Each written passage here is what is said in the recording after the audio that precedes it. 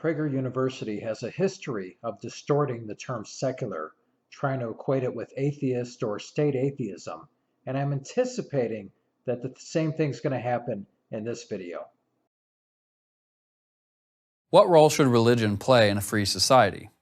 So right off the bat, we get a bait and switch. What role should religion play in a free society? But secularism is about what role should religion play in government? More and more people today would answer, none. That would not have been the answer of the founders of the United States, the men who fought the American Revolution and wrote the country's Constitution. To them, the issue of religion and freedom were inextricably linked. You couldn't have freedom without religion. And what does this have to do with freedom of religion and separation of church and state? In fact, the political philosophy of the founders necessitated a divine foundation. Thomas Jefferson makes this clear in the Declaration of Independence when he writes that all men are endowed by their Creator with certain unalienable rights. The purpose of government, Jefferson and his compatriots believed, was not to bestow rights. Rather, it was to protect those rights already endowed upon human beings by God. You can't separate the two. Who determines what rights come from God and what rights don't come from God? Well, that would be men. You even look at this example, you look at these words. All men are created equal with the rights to life, liberty, and the pursuit of happiness.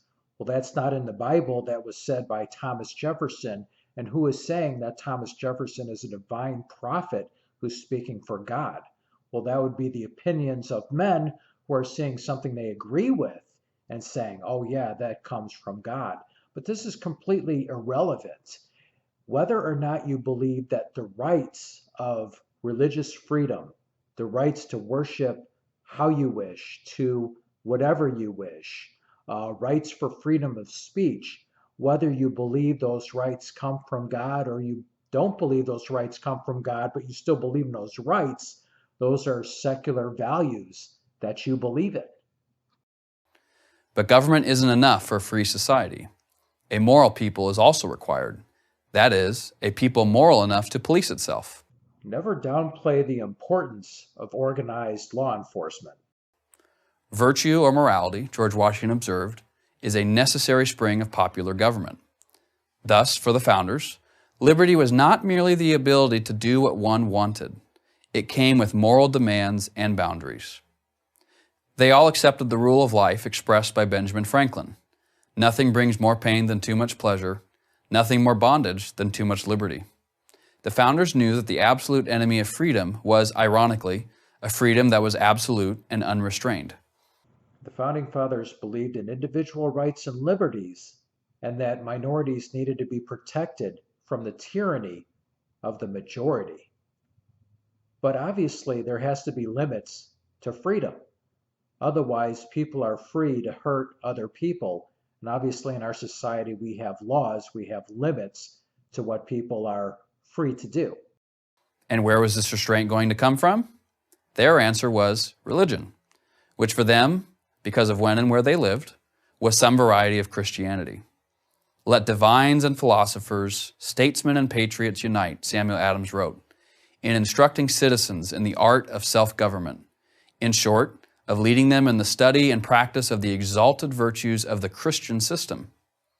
The Christian system to which Adams refers is composed of Judeo-Christian values, the values rooted in the Old and New Testaments, both of which were referred to by the founders with equal conviction and frequency. Completely irrelevant. The United States Constitution doesn't make any references to the Old Testament or the New Testament, and talking about the belief that people need religion in order to have constraints is completely off topic to the subject of secularism, which I thought was what this video was supposed to be about. Jefferson, yes, the very same Thomas Jefferson who is so often portrayed as anti-religious, confirmed this sentiment in his notes on the state of Virginia, when he asked, "Can the liberties of a nation be thought secure when we have removed their only firm basis, a conviction in the minds of the people that these liberties are the gift of God, and that they are not to be violated but with his wrath?" James Madison likewise affirmed the essential connection between religion and morality. The belief in a God all-powerful, wise, and good is essential to the moral order of the world and to the happiness of man.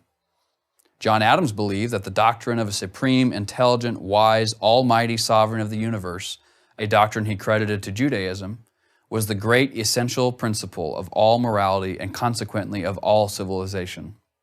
And he applied this thinking specifically to the new nation he helped to create.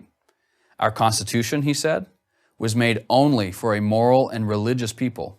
It is wholly inadequate to the government of any other. Well, that's blatantly not true. The United States Constitution doesn't begin with I, God. It begins with we, the people. We is an inclusive term. We, the people, as in we, the Christians, Jews, Hindus, Buddhists, Confucians, Wiccans, Taoists, atheists, Muslims. We, as in everybody. As president, he replied to a letter from university students in a way that would surprise many today. Science, liberty, and religion have an inseparable union. Without their joint influence, no society can be great, flourishing, or happy. Meanwhile, another founder, Alexander Hamilton, looked at the French Revolution and saw something much different. That revolution, unlike the American Revolution, had devolved into violence and chaos. Hamilton believed he understood why. The anti-religious force it unleashed, he wrote, annihilates the foundations of social order and true liberty, confounds all moral distinctions, and substitutes for the mild and beneficent religion of the gospel a gloomy, persecuting, and desolating atheism.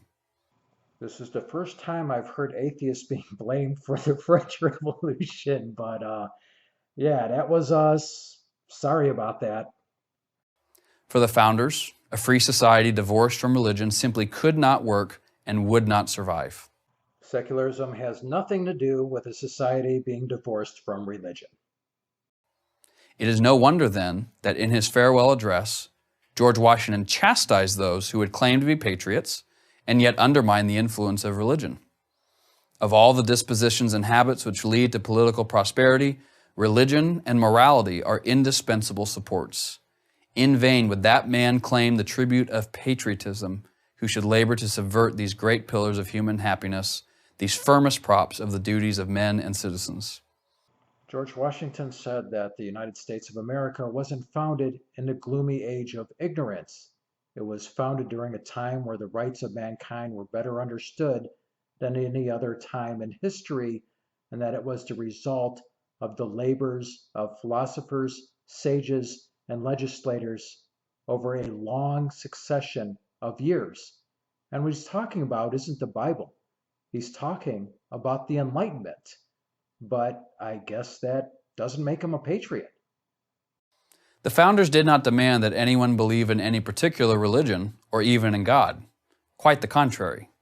But while they understood the value of a secular government, Great, he just answered the question. Was America founded to be secular? Yes, because the founding fathers believed in freedom of religion. They were fine with people having different faiths or even not believing in God. Thomas Jefferson said, whether someone believes in one God or 20 gods, it neither picks my pocket nor breaks my leg. So they believed in an inclusive society to all religions. Well, this video could have been really short. It could have been 20 seconds. This is really all he had to say. And hopefully this is the conclusion. Hopefully he doesn't follow this by saying something really stupid. they feared a secular society, one without religion. So they were good with a government that was inclusive to all religions, but they feared a society that was inclusive to all religions. And then he says secular is in no religion, when that's not what secular means. And he begins talking about what secularism is, how the founding fathers didn't have a problem with people being different religions or not even believing in God. So, well, I mean, this is what we would expect from a Prager University video on secularism, something that completely contradicts itself, something that's completely ridiculous. So should we. I'm Joshua Charles, writer and researcher at the Museum of the Bible for Prager University. And this is Jim Wall. Secularism is the pinnacle of human reasoning. It is far too valuable to allow people to distort the meaning and attempt to destroy it. Secularism is the opposite of a theocracy.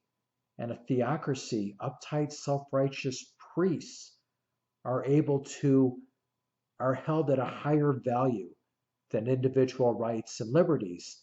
Secularism is the opposite.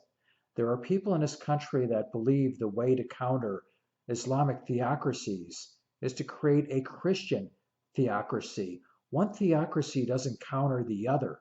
The opposite of a theocracy is secularism.